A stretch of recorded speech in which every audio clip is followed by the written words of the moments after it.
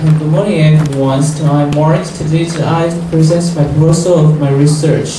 The topic is the effects of the blog on English writing on the college students' achievement and attitudes, a case of Chaoyang University of the Technology. This is the content. The first part is introduction. The introduction I will present the blog's background and the theoretical framework and research question. And the second part, literature review. Literature I also presented three parts. The first part is about the positive of a blog and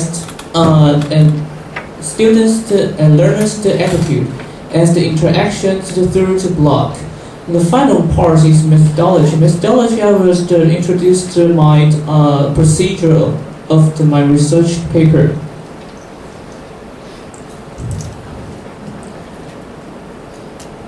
The proposal of the study is to investigate the effect on blog, the use on English writing for language learners' achievement and attitude.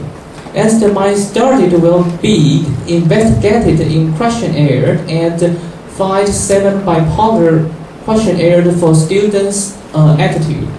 And the findings of my study is try to provide enough evidence of the effect of blog use on learning English writing. First, I will introduce what is the blog conception. First, I introduce the Web 2. Web 2 is the conception of the computer technology. Web 2 provides the two-way transmission and more the interaction in modern time. For example, I post my article or essay or some information on the blog on the internet, and you can see my article or my thoughts and my information, and you can give me feedback or interaction immediately. As this conception provides a lot of the platforms on the internet and software. Therefore, the Web 2 conception of computer technology result in blog. And we must ask, what is the blog? Blog is an online journal that you can update it, and you can write diaries of those any information that you want to share. And it also a web-based communication tool. Be careful, it is the communication tool as well. And the blog's functions. The blog has the capacity to engage people in collaborative activity, knowledge sharing, reflection, and debate. And here is the theoretical frameworks. The first was I provided constructivism from the Vygotsky. I used the conception of the ZPT from the Vygotsky. ZPT means that high-level students or learners can give the low-level learner or students for advanced levels on their potential ability. And therefore, perhaps in my research syllabus or experience, I will provide cooperative writing activities. The next is the cognitivism. Cognitivism is from the Piaget. And Piaget thinks that we can provide some answers for students, and students can get this answer. This answer is kind of the inner feedbacks. They will active and they are willing to find these answers. And next is self-regulation. Self-regulation have the three factors. First one is the physical experience. The second one is the social and interaction viewpoint. And the next is the cognitive development. And here I will use the self-regulation because the blog is a kind of the interaction of the social viewpoints.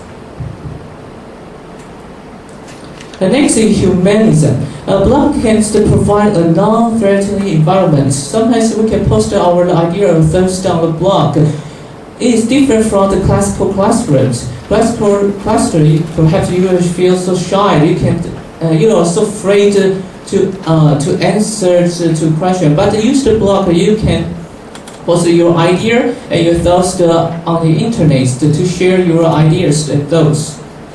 So I also use the humanities and conceptions.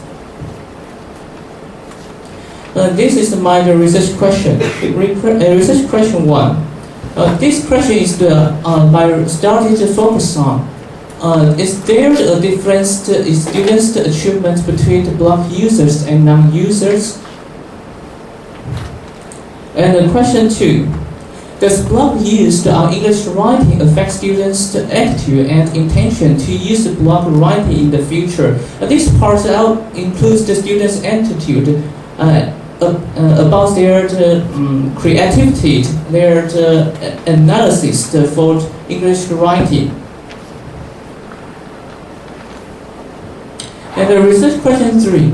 How do blog users apply the multimedia elements in a web blog when composing on blog? And this part is the literature review. The first part, the positive effect blogs, the Pence, 2008, she noticed a web blog can provide various learning activities and offer cognitive functions. So the cognitive functions, as I just mentioned, is about Piaget's theories. The next is the more interaction through the blog writing. And just 1996 wrote, writing essentially a social act is concerned with the connection and is aligned to context. Most writing text forms of dialogue, and it is the out of dialogue processes that language acquisition takes place. Writers and readers convene in the connected and the social space. Of course, blog can provide a connected and social space as well. And the third part is the learner's attitude towards the blogs of computer-assisted language learning. Orlovix, 2002, he noticed the blog developments can empower students to become more analytical and critical. And this part is my methodology. My methodology participants, about 80 English majors participants, they're aged 18 to 20 years old. I focused on child, young freshmen. They must take the pretest. The pretest is the focus on their English writing proficiency. As they will be divided into the two groups, the experimental group and the control groups. Experimental group focused on the blog writing instruction, and control group focused on the traditional instruction. And I think the semester treatment. And next, the post-test. Post-test focuses on the difference between the two groups. The protest includes their aptitude tests. And this part is the procedure. Experimental group and the control group, they have the same materials and the types of the section weekly, regular classroom procedures, and the same instructor.